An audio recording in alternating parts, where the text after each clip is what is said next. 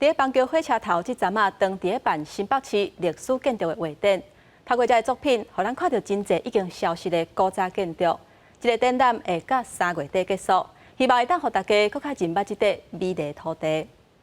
我左手边这幅画是板桥车站，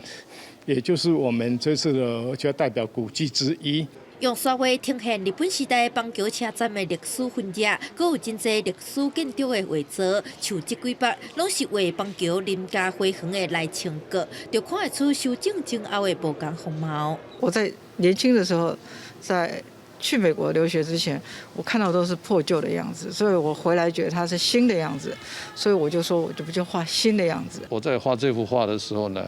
也参考了非常多的典籍上面的旧照片。 那最重要就是要想办法让我们在画这个东西的时候呢，让它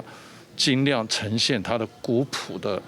原貌。无同画家有无同的手法，代替国家企业的基金会合办，为讲代替台湾建筑为山顶新北站，透过画家的考证观察，将新北市内已经无存在也是修复过的古早建筑，像深坑黄石永安基、泰山的李石桥故居等等，创作互外界通体会新区边的人文文化。我们展览的总共有67幅，